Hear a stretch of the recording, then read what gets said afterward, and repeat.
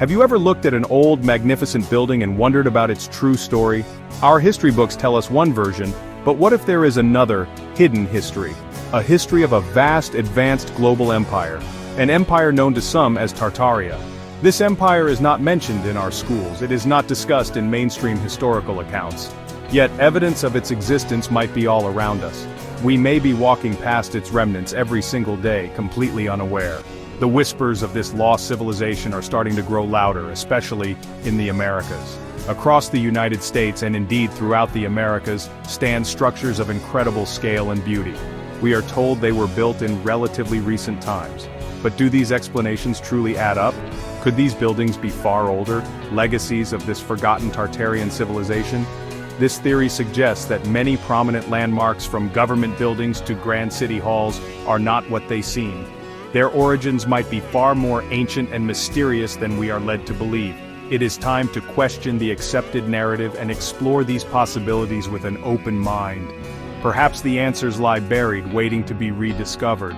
The concept of Tartaria challenges everything we think we know about the past. Consider the United States Capitol building in Washington, D.C., a symbol of American democracy. We are told it was constructed in stages, beginning in the late 18th century, but some researchers propose a different story. They suggest it is a pre-existing Tartarian structure, perhaps thousands of years old. Its immense scale and intricate classical design seem far beyond the capabilities of a fledgling nation. Could it be that this iconic building was discovered, repurposed, and its true origins obscured? The White House, too, is often cited by theorists as another example of these ancient inherited structures, their grandeur speaking of a forgotten era of master builders. Many state capitol buildings across the United States share similar characteristics. They are grand, often domed, and built in classical styles. Think of the impressive state houses in newer territories, appearing almost overnight. How could early American settlers, struggling in often primitive surroundings, erect such monumental edifices? The official timelines often seem compressed. The labor and resources required immense. Proponents of the Tartarian theory argue these buildings were already standing. They were remnants of a lost global empire later claimed by emerging states and cities. This challenges the very foundations of American architectural history as we know it. The disappearance of certain magnificent buildings also fuels these theories. The Singer Building in New York City was once the world's tallest. It was a masterpiece of Beaux Arts architecture, yet it was demolished in 1967. The Chicago Federal Building, built in 1905, met a similar fate after only 60 years. Theorists see a pattern here. They believe these demolitions were part of a deliberate effort to erase the physical evidence of Tartaria. Why destroy such beautiful and functional structures unless they told a story someone wanted to hide? These lost giants stand as silent testaments to a potentially suppressed past. The sheer number of these grand old world-style buildings found in relatively young American cities is puzzling. City halls, courthouses, post offices, and banks built in the late 19th and early 20th centuries often display an architectural sophistication that seems out of place. They exhibit a common design language, found worldwide. This uniformity, proponents argue, points to a global Tartarian civilization. Could it be that these were not new constructions but rather refurbishments of existing ancient structures? The questions raised are significant. They force us to look again at the cities we thought we knew. The World's Fairs of the late 19th and early 20th centuries present another fascinating enigma. Consider the 1893 Chicago World's Columbian Exposition. History tells us the magnificent White City was built as a temporary showcase. It featured enormous classical buildings, lagoons, and advanced infrastructure. But could these vast ornate structures truly have been temporary? Some researchers argue they were not built for the fair. Instead, they believe the fair was built around an existing Tartarian capital city or a significant complex of their buildings. The scale and solidity appear to defy temporary construction methods of the time. Similarly, the 1915 Panama Pacific International Exposition in San Francisco is a focal point for Tartarian theorists. Structures like the stunning Tower of Jewels seem too elaborate, too grand for a short-lived event. The official narrative states these palaces were made of plaster and wood, designed to be ephemeral, yet photographs show incredibly detailed and seemingly permanent constructions. Was this another instance of showcasing existing Tartarian architecture before its eventual dismantling or repurposing? The idea that these were vast pre-existing cities briefly unveiled to the public is a compelling one for many. The argument against temporary construction is a cornerstone of this theory. Could a society, supposedly still relying on horse and cart for much of its heavy labor, erect such monumental cities in just a year or two? And then, why demolish them so quickly after the fairs concluded? The resources, manpower, and sheer engineering prowess displayed seem inconsistent with the official story of temporary exhibits. Theorists suggest that the fairs served as a way to display these Tartarian marvels one last time. Perhaps they were catalogued before being systematically removed from public view, or integrated into the growing modern cities under new identities. The legacy of these world's fairs is one of wonder and mystery. What if they were not just celebrations of human progress, but carefully managed revelations of a far more advanced past? The structures often featured advanced lighting powered by electricity on a scale that was still novel. Could this have been a glimpse of Tartarian technology? The questions surrounding these grand expositions are numerous. They challenge us to reconsider the narratives we have been given about these spectacular, yet mysteriously short-lived, architectural achievements that once graced the American landscape.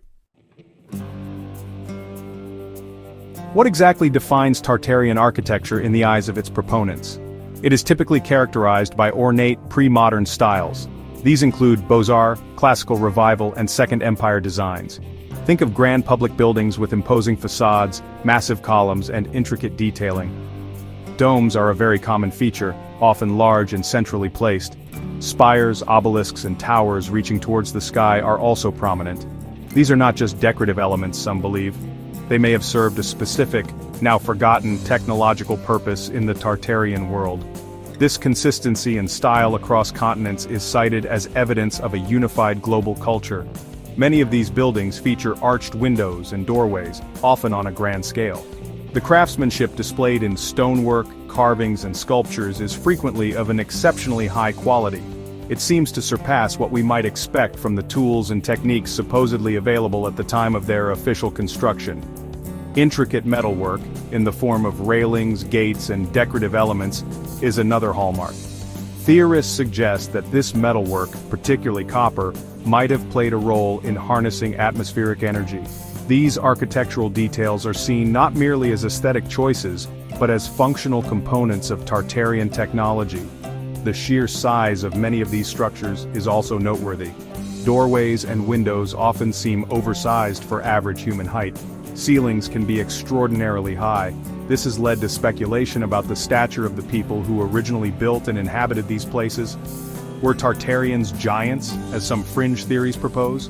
Or did these grand proportions serve another purpose, perhaps related to acoustics, airflow, or energy circulation? The consistent presence of these features in buildings claimed to be Tartarian demands closer examination, moving beyond simple explanations of stylistic preference or displays of wealth and power. Furthermore, the materials used often include robust stone like granite and marble, suggesting a desire for longevity. Yet many of these buildings, if we accept the official construction dates, were demolished within decades. This rapid cycle of construction and destruction seems illogical if they were indeed built by contemporary societies with great effort and expense. The architectural language of these buildings, the columns, porticos, pediments, and statues, speaks of a classical tradition. But Tartarian theorists believe this tradition is far older and more widespread than mainstream history acknowledges, forming a global architectural blueprint from a highly advanced ancient civilization. Section 5. The Great Mud Flood, a cataclysm that buried history. A central pillar of the Tartarian theory is the concept of a mud flood. This refers to a supposed cataclysmic event, or series of events, that occurred relatively recently, perhaps in the 19th century. This disaster is said to have buried the lower levels of Tartarian buildings worldwide under several feet or even stories of mud and debris. As a result, what we now see as the ground floor of many old buildings might actually be their second or third story. The original ground floors with their grand entrances are believed to be hidden underground, transformed into basements. Evidence cited for these mud flood events includes old photographs showing streets significantly lower than present-day ground levels. More commonly, people point to basement windows in older buildings that are partially or fully submerged below the pavement. These are often substantial windows, suggesting they were never intended to be underground. Similarly, doors leading to nowhere, found in basements, are presented as proof. Why would anyone build a grand doorway that opens directly into the earth? Proponents argue these are remnants of the original ground-level entrances buried by a sudden and widespread deluge of mud. The mud flood theory offers an explanation for how the Tartarian civilization supposedly disappeared or was severely weakened.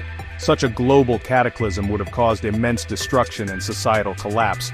It would have erased populations and knowledge, leaving behind a world ripe for a reset.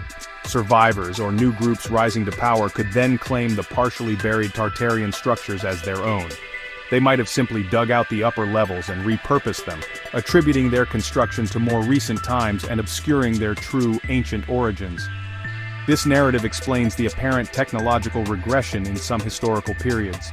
This concept of a mud flood also seeks to explain the rapid appearance of grand cities in supposedly newly settled areas. If the buildings were already there, merely buried, then founding a city could involve excavating and restoring these structures rather than building them from scratch. This would account for the sophisticated infrastructure found in places that, according to official history, were little more than wilderness a short time before. The mud flood, therefore, is not just about buried buildings, it's about a buried timeline, a hidden chapter in human history that could rewrite our understanding of the past few centuries. Section 6. Lost Technologies, Free Energy and Advanced Knowledge. The Tartarian Empire, according to theorists, was not just architecturally grand, it was technologically advanced. One of the most prominent claims is that Tartarians had mastered a form of free energy. This energy was supposedly harnessed from the atmosphere or the earth itself. The distinctive features of their architecture, the domes, spires, obelisks, and intricate metalwork often seen on rooftops, are believed to have been functional components of this energy system. These were not merely ornamental but acted as receivers, accumulators, or distributors of this clean, abundant power source. Imagine a world powered by such technology, cities bathed in light, industries running efficiently, and transportation systems operating without reliance on fossil fuels. This is the vision of Tartaria that many researchers hold. They suggest that the knowledge of this free energy was deliberately suppressed after the empire's collapse, possibly following the mud flood cataclysm. The new powers that emerged preferred controllable, metered energy sources. This would allow for greater economic control and societal dependence. Thus, the secrets of Tartarian technology were lost, hidden, or actively destroyed, leading to our current energy paradigms. Architectural symbols and designs found on these buildings are also thought to encode this lost knowledge. Intricate patterns, specific geometric forms, and even the placement of statues might hold clues to how this technology worked. Some researchers delve into the study of cymatics, the study of visible sound and vibration, and sacred geometry, believing these were integral to Tartarian science.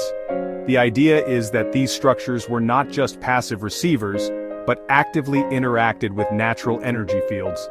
The knowledge was embedded in the very fabric of their cities, waiting to be decoded by those with open eyes and minds. The implications of such lost technology are vast. If a past civilization had access to free energy, what other advanced knowledge might they have possessed? Theories extend to sophisticated construction techniques, advanced metallurgy, understanding of acoustics and vibration, and perhaps even forms of communication and transportation far beyond what we know. The narrative of Tartaria suggests that humanity has undergone a period of technological amnesia, or a deliberate dumbing down. The quest for Tartarian structures is, in part, a quest to recover this lost heritage and potentially unlock a more advanced and sustainable future for humanity, free from the limitations imposed by suppressed knowledge. Section 7. Tartary on Old Maps. A real place, a hidden empire. The term Tartary is not a complete fabrication of modern theorists. It genuinely appears on historical maps created by Western Europeans and Russians, primarily from the 13th to the 19th centuries. These maps often depict a vast territory labeled Tartaria, or Great Tartary, stretching across large parts of Asia. This region typically included Siberia, Central Asia, Mongolia, and sometimes extended into parts of modern-day China and Afghanistan. Historically, the term Tartars was a broad, somewhat vague designation used by Europeans for various nomadic or semi-nomadic peoples inhabiting these lands, including Mongols and Turkic groups. However, proponents of the Tartarian Empire theory interpret these old maps differently. They see Tartary not just as a geographical region populated by disparate groups, but as the heartland or a significant part of a massive, technologically advanced and globally interconnected empire. They argue that the sheer size of Great Tartary depicted on some maps hints at a power and influence far greater than mainstream history acknowledges for these Tartar peoples. The theory suggests that this empire had outposts and influence worldwide, including in the Americas, well before the voyages of Columbus. The narrative further posits that the history of this global Tartarian empire was deliberately erased or obscured. The term Tartar itself became associated primarily with the Mongol hordes and their descendants, diminishing the memory of a more sophisticated, widespread civilization. Theorists suggest that after a major cataclysm, like the Mud Flood or a series of conflicts, the remnants of this empire were fragmented. Its history was rewritten by the emerging powers of the West. The maps, therefore, are seen as lingering clues, accidental admissions of a truth that was later suppressed. They point to a world order that was vastly different from what is taught today. Critics argue that this interpretation of old maps is a misunderstanding of historical cartography and terminology. They maintain that Tartary was simply a Western exonym for poorly understood regions of Asia, not evidence of a unified global empire with advanced technology. However, for believers, these maps are vital pieces of evidence. They fuel the idea that a significant portion of our known world was once under the dominion or influence of this grand lost civilization. The quest then becomes to connect these map territories with the architectural anomalies found across the globe, including the grand structures of the Americas. Section 8. Challenges to the official story, criticisms, and counterarguments. The Tartarian Empire theory, while captivating for many, faces significant criticism from mainstream historians, archaeologists, and architects. Scholars point to a lack of direct, unambiguous archaeological or documentary evidence supporting the existence of a global Tartarian empire with advanced technology as described by proponents. They argue that the architectural styles attributed to Tartaria, such as Beaux-Arts and Neoclassical, have well-documented origins and development within known historical periods and cultures.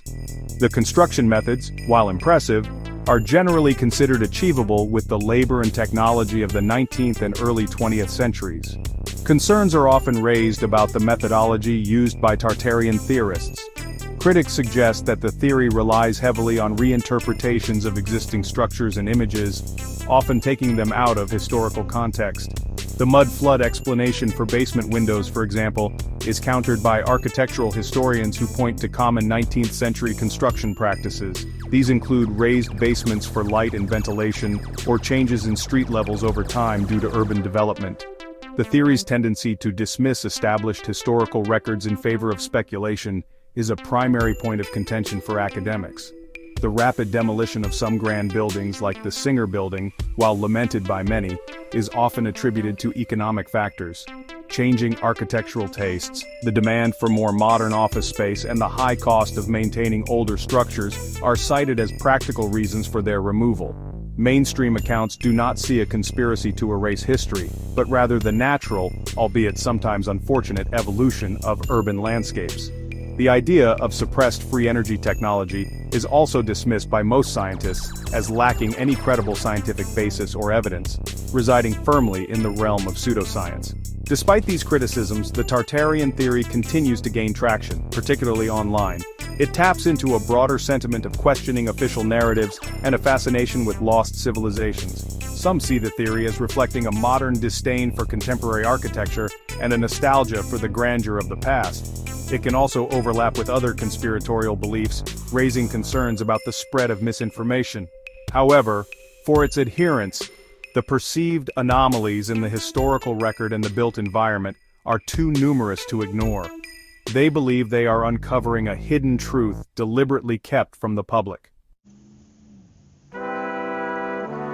Section 9. Conclusion. Reevaluating our past, questioning our present. The theory of hidden Tartarian structures in America presents a radical challenge to our conventional understanding of history. It suggests that the grand buildings we see in our cities, the iconic landmarks, and even the ruins of world's fairs, may tell a story far different from the one we have been taught. It paints a picture of a lost global empire, sophisticated and technologically advanced, whose existence was erased from our collective memory by Cataclysm and perhaps by design. This idea compels us to look at our surroundings with new eyes, to question the origins of the world we inhabit. Whether one accepts the theory wholesale or views it with skepticism, its rise highlights a growing desire to connect with a past that feels more wondrous and mysterious than the often sanitized versions presented in textbooks. The architectural marvels cited by proponents do indeed possess a grandeur and an artistry that can seem out of step with their supposed origins in fledgling settlements or as temporary displays. The questions raised about their construction, their common design language across continents, and the alleged evidence of mud floods and suppressed technologies deserve thoughtful consideration, even if only to reinforce or refine our existing historical models. The core of the Tartarian narrative is a call to critically examine the foundations of our knowledge. It encourages an independent investigation into the anomalies and inconsistencies that appear in the historical record and the physical landscape. While mainstream academia largely dismisses the theory, its persistence suggests that many people find the official explanations lacking or incomplete. These structures stand as silent witnesses, and their true story, whatever it may be, continues to provoke curiosity and debate. Perhaps they are simply products of their documented times, or perhaps they are indeed echoes of a forgotten epoch. Ultimately, the search for Tartaria, whether a historical reality or a modern myth, encourages us to be more observant, more questioning, and more open to the possibility that our past is far more complex and fascinating than we imagine. The grand buildings scattered across America and the world continue to inspire awe. They invite us to delve deeper into their mysteries. The truth may be buried beneath layers of mud, misconception, or deliberate obfuscation, but the quest to unearth it is a compelling journey in itself, urging humanity to reevaluate its past and, in doing so, to better understand its present and future potential.